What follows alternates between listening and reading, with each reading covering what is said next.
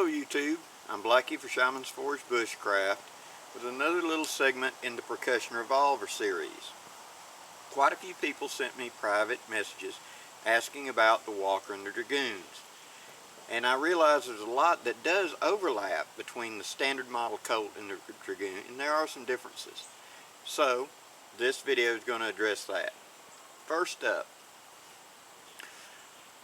Colt's first handgun, the Patterson, was not really a great success. It was very finicky action, and many people said the only person who could get it timed properly was Colt. It needed a little work, but it did provide firepower. And when Captain Walker came to Colt to design a military arm, the result of that was the Colt Walker. Now, the Walker, by anybody's imagination, is a massive handgun. This thing weighs nearly 5 pounds fully loaded. It has a cylinder that can hold up to a 50 grain charge and a 9-inch barrel. It was never meant to be a belt gun. It was meant to be carried on a holster, pair of holsters on a saddle. You pulled it out. This was a battle weapon, not a carry on your person weapon.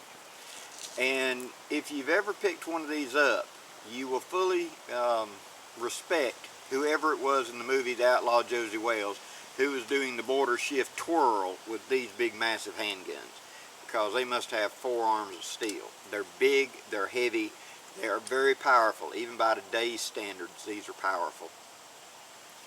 Now, at first glance, it looks like a standard Colt, and for a size comparison,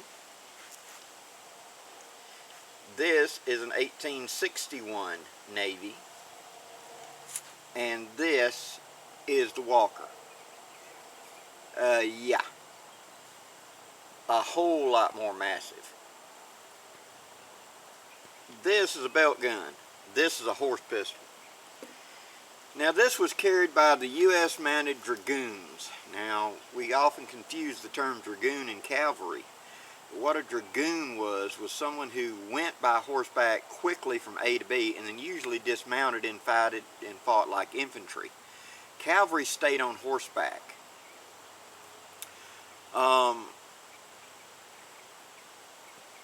The prior history of it was that most of the time these Dragoons carried very big, heavy caliber handguns for very ultra close range work. Quite often they were simply loaded with buckshot and used like short barrel shotguns. And you'll see these in these like that big, 75 caliber single shot percussion revolver with the stock mounted. It was meant to be a boom, The sword was your primary weapon. This was just a hard hitting addition. The Walker, when it came out, was also designed to use a bullet that's called a pricket bullet. I believe that's the right term. But in essence, it looks kind of like one of those cone fishing weights that you see to go onto a worm for fishing.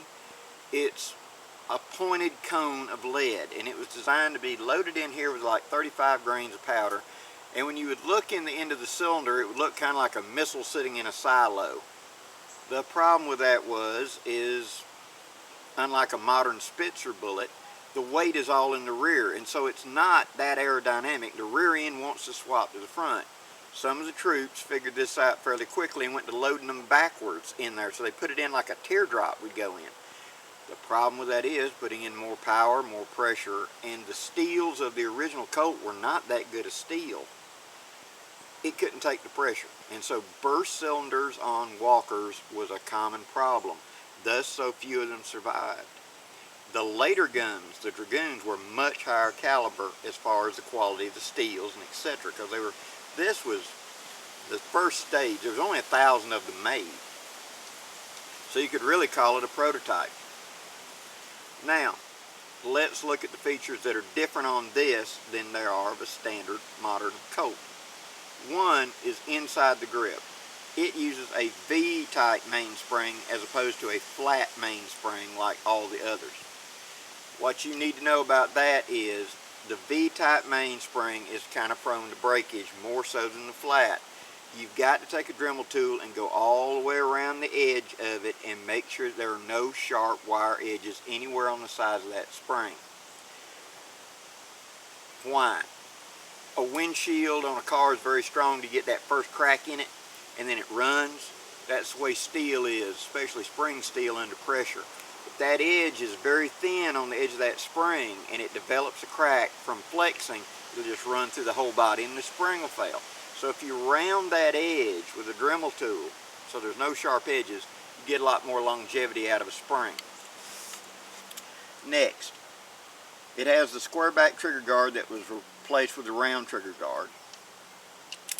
The hammer has a little bit more of a length to the top of the hammer than a standard Colt, but that's because it's got to reach so far up to the cylinder, so it's a massive frame. The rear sight notch, the same. As you saw in my earlier videos, take a file or a fine-tooth hacksaw and just square the back of that notch so that you get a better sight picture.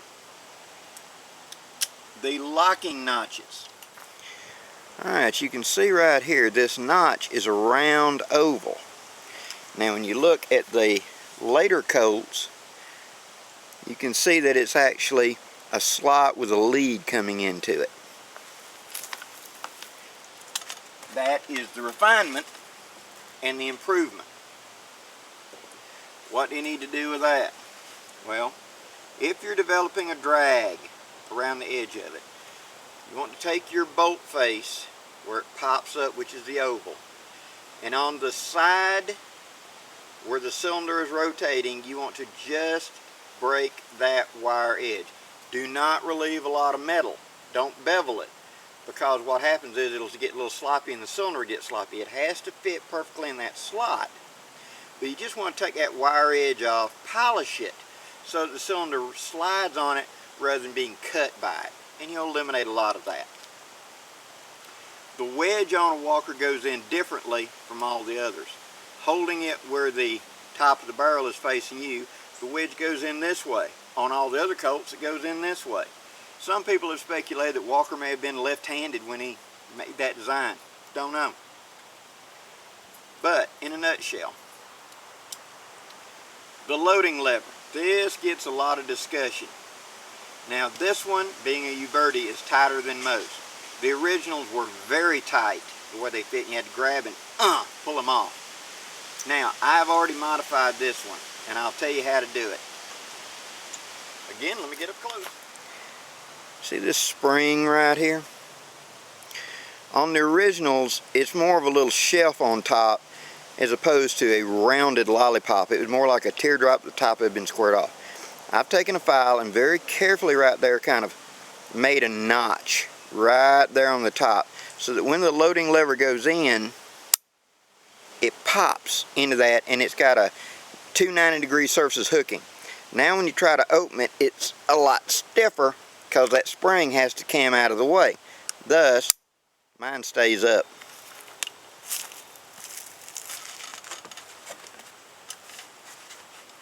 It's just the way they're modern manufactured. It looks similar, but when you notice that spring is kind of rounded at the top, it's just a round on a round. So on the whip of firing, that heavy barrel loading lever drops. And you get a jam up where the loading lever opens up and does like that and jams up the cylinder. This was a problem on the original Colts, not as bad as our moderns, because that notch was a little more, 90 degree and locked in place. Now on this particular one, it can't be modified as fully as the one I've had in the past.